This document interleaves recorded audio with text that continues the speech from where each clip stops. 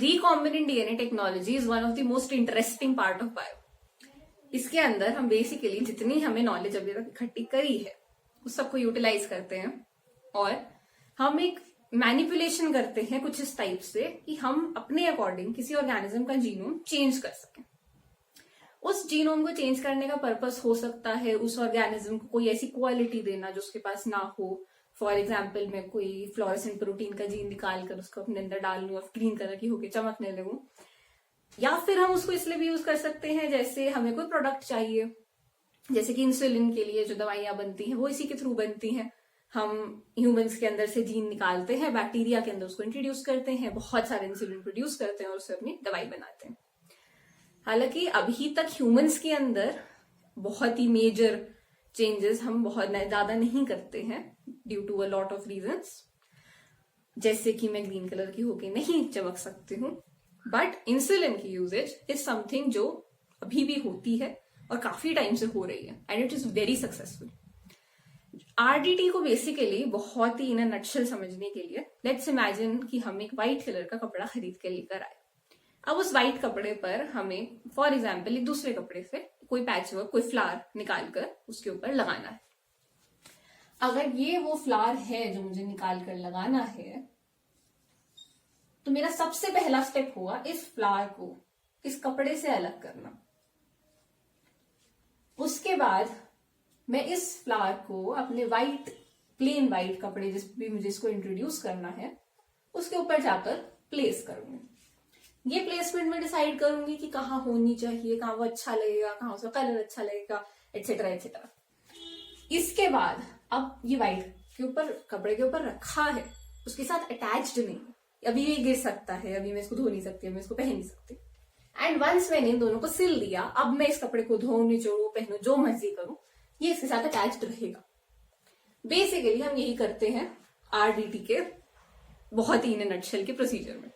सो recombinant DNA technology में basically अब जो हमारा पैच वर्क है वो होता है हमारा ट्रांसजीन। ये ट्रांसजीन किसी भी चीज के लिए हो सकता है। इस कंडीशन में फॉर एन एग्जाम्पल हम कंसिडर करते हैं कि ये किसी एंटीबायोटिक के अगेंस्ट कोई रेजिस्टेंस का जीन है। हमें एक बैक्टीरिया के अंदर से इस जीन को निकाल कर एक दूसरे बैक्टीरिया के अंदर ट्रांसफर करना है ताकि वो दोनों फाइनली हमारा जो एंटीबायोटिक था उसके अगेंस्ट रेजिस्टेंट रहे। तो ये पैच वर्क है मेरा वो रिक्वायर्ड जेनेटिक मटेरियल जिसको मैं बोलूंगी ट्रांसजीन। ये पैच वर्क जहां प्रेजेंट था ये ओरिजिनल है मेरा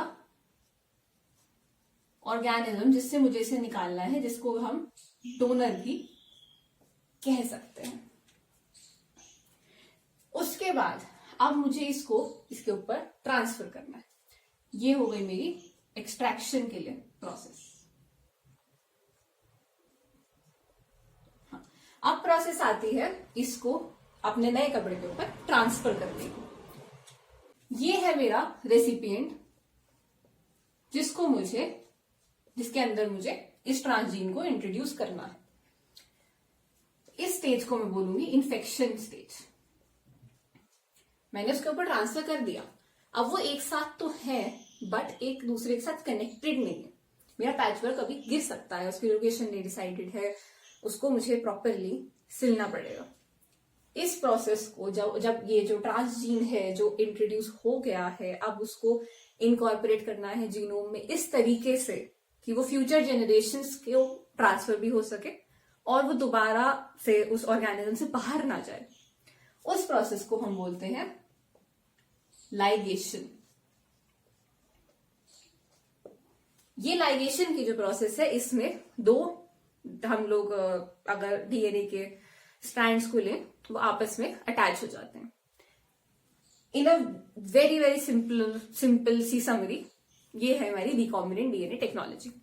अब आरडीटी के अंदर हम चाहे कोई भी ऑर्गेनिज्म लें, चाहे वो एक बैक्टीरिया हो, चाहे वो एक प्लांट हो या कोई एनिमल हो, कुछ भी हो, वो एक जनरल स्कीम फॉलो करता है।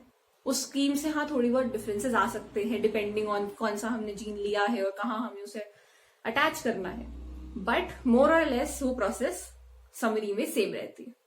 तो आज हम सिर्फ उस समरी के बारे में देखते हैं इवेंचुअली हम एक एक ऑर्गेनिज्म के बारे में और उसके अंदर एग्जैक्टली कैसे वो चेंजेस होते हैं, कौन से वेक्टर्स यूज करते हैं, उस सब पर धीरे धीरे आएंगे। तो अब सबसे पहले हमारे पास दो चीजें हैं जिनसे हमें स्टार्ट करना होता है। पहली चीज वो डीएनए जो हमें इंसर्ट करना है, दूसरी चीज वो डीएनए जिसके अंदर हमें उसको इंसर्ट करना है। तो अभी जो डीएनए हमने एक्सट्रैक्ट करा है उसको हम ट्रांसफर करने के लिए एक पर्टिकुलर ऑर्गेनिज्म भी नहीं तो मतलब एक पर्टिकुलर चीज यूज करते हैं। उस चीज को हम वेक्टर बोलते हैं। वो वेक्टर बहुत डिफरेंट तरीके के हो सकते हैं, जैसे कि बैक्टीरिया में जनरली प्लाज्मिड्स यूज होते हैं।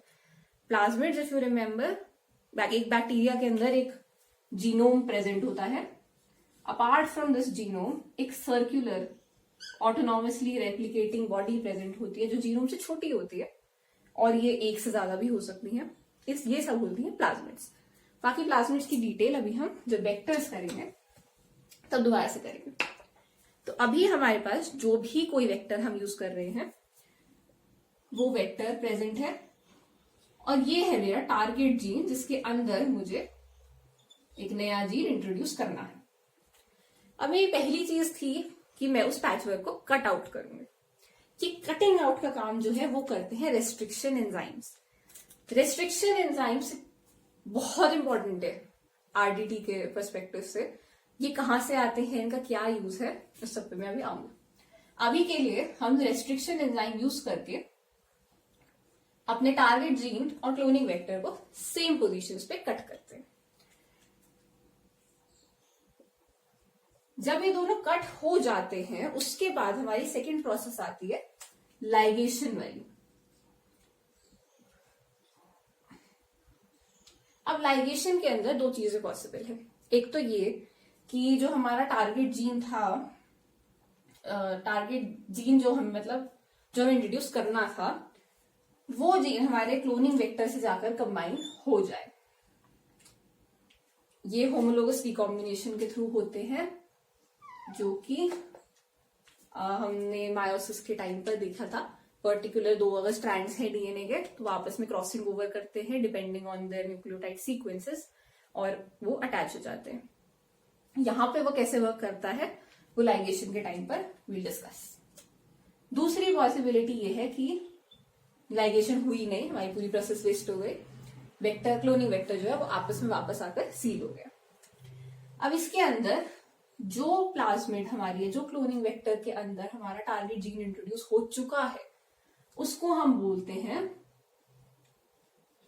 रिकॉम्बिनेंट, और जिसके अंदर कोई नई एडिशन नहीं हुई है उसे बोलते हैं नॉन रिकॉम्बिनेंट। अब रिकॉम्बिनेंट और नॉन रिकॉम्बिनेंट टर्म्स भी बहुत इंपॉर्टेंट है, कंटिन्यूसली हम बार बार यूज करते हैं। अब जो हमारा नॉन रिकॉम्बिनेंट है उसकी तो हमें कोई खास जरूरत है नहीं, बट हम इसको अभी यहाँ पर इस स्टेप पर स्क्रीन नहीं कर पाते। तो काफी बार ऐसा होता है कि ये जो नॉन रिकॉम्बिनेंट वेक्टर था ये हमारे सेल के अंदर इंट्रोड्यूस हो जाता है।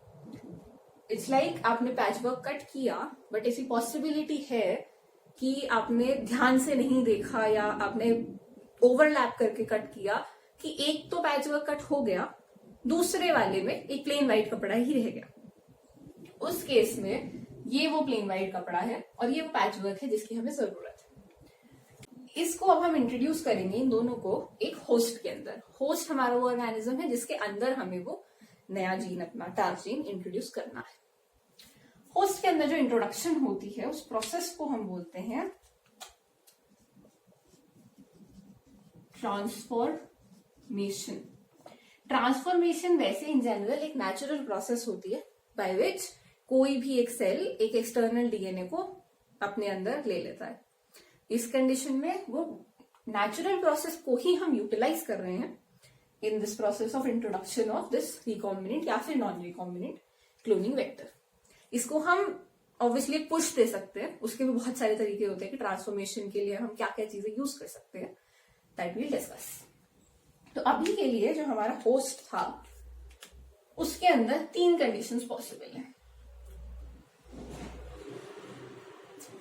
पहली तो ये कि जो हमारे रिक्वायर्ड रिकॉम्बिनेंट क्लोनिंग वेक्टर था ये हमारे होस्ट का अगर जीनोम है तो उसने वो अपटेक कर लिया और हमारा रिकॉम्बिनेंट डीएनए उसके अंदर ऐड हो गया। दूसरी सिचुएशन ये हो सकती है कि नॉन रिकॉम्बिनेंट डीएनए उसके अंदर जाकर इंटीग्रेट हो गया। थर्ड कंडीशन ये है कि ये दोनों ही सेल के अंदर नहीं गए और हमारा होस्ट एज इट इज रह गया। इस केस में हम इन तीनों सेल्स, तीन टाइप ऑफ सेल्स को दो डिफरेंट नामों से डिनोट करते हैं। पहला सेल जिसके अंदर रिकॉम्बिनेंट क्लोनिंग वेक्टर ऐड हो चुका है उसको हम बोलते हैं ट्रांसफॉर्मेंट। दूसरा बैक्टीरिया जिसके अंदर भी हमारा एक्सटर्नल डीएनए ऐड हुआ है, ये दोनों है ट्रांसफॉर्मेंट। जो होस्ट था जिसके अंदर कुछ भी एडिशन नहीं हुआ उसको हम बोलते हैं नॉन ट्रांसफॉर्मेंट। अब अगर इतनी चीज समझ आई हो तो ये समझना जरूरी है कि इसके बाद हमें दो चीजें स्क्रीन करनी पड़ेंगी। अभी तक तो हमने अपना वेक्टर लिया, टारगेट जीन लिया, उन दोनों को आपस में कंबाइन करा, वो हुए तो वो रिकॉम्बिनेंट बने, नहीं हुए तो नॉन रिकॉम्बिनेंट बने। होस्ट के अंदर इंट्रोड्यूस करा, होस्ट के अंदर कुछ भी इंट्रोडक्शन हुई तो वो ट्रांसफॉर्मेंट है, कुछ भी नहीं हुआ तो नॉन ट्रांसफॉर्मेंट है। अब दो चीजें आती हैं। पहली ये कि हमें ये स्क्रीन करना पड़ेगा कि कौन से होस्ट के अंदर इंट्रोडक्शन हुई है। उसके लिए हम किसी भी टाइप के स्क्रीनेबल मार्कर का यूज करते हैं।